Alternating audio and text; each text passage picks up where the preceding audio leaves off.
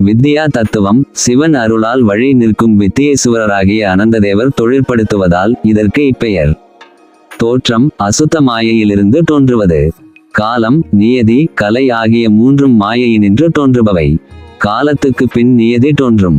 நியதிக்கு பின் தோன்றுவது வித்தை கலையினின்று தோன்றுவது. வகை தத்துவம் மூன்றில் ஒரு வகை. இதில் அடங்குவன: 1 காலம், 2 நியதி, 3 கலை, 4 வித்தை, 5 அராகம், 6 புருடன், 7 மாயை என 7 இவை ஒவ்வொன்றும் ஒரு தத்துவமே. செலுத்துகை: 1 சிவ தத்துவம் நாதம் மாயையினையும், 2 சக்தி விந்து கால நியதிகளையும், 3 சாதாக்கியம் புருடனையும், 4 ஈசுவரம் அராகத்தையும், 5 சுத்த வித்தை வித்தையினையும் செலுத்துவதால் உலக நுகர்ச்சியில் உயிர்கள் ஈடுபட முடிகின்றது. காலம் நிகழ்காலம் இறந்த காலம் எதிர்காலம் என மூவகை. இது தனக்கு கீழுள்ள உலகத்தை எல்லாம் கால வரையறை செய்து தோற்றியும் நிலை நிறுத்தியும் அழித்தும் இறைவன் ஆணைப்படி நடத்துவிக்கும். நியதி இது உயிர்களின் இரு வினைகளை அவரவர்களே நுகருமாறு ஒழுங்கு செய்யும். கலை இது ஆணவத்தின்ன மறைப்பை சிறிது நீக்குகிறது. வித்தை இது உயிர்களின் அறிவாற்றலை உண்டாக்கி செய்திகளை அறியச் செய்வது. உயர்கலைகளில் சிறிதே தோன்றுவது. அராகம் விருப்பம் இருவினைக்கேற்ப நுகர்ச்சி ஏற்படுமாறு உயிர்களின் விருப்பாற்றலை விளக்கி நிற்கும்.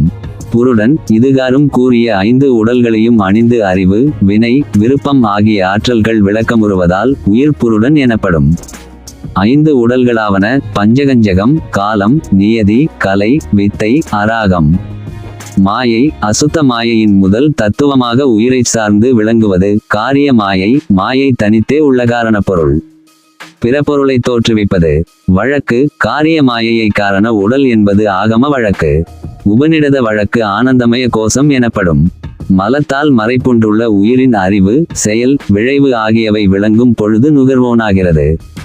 உலகப் பொருள்களை பெண் எனவும் அவற்றில் மயங்கி ஈடுபடுவோனை ஆடவன் எனவும் கொள்வது தத்துவ மரபு. உபநிடத வழக்கில் ஐஞ்சட்டை விஞ்ஞானமய கோஷம் எனப்படும். ஒப்பீடு ஆன்ம தத்துவ தொகுதி உயிர்க்கு உணவு. வித்யா தத்துவ தொகுதி அதனை நுகர்வதற்கு இட்டாய் அமைந்த உடம்பு.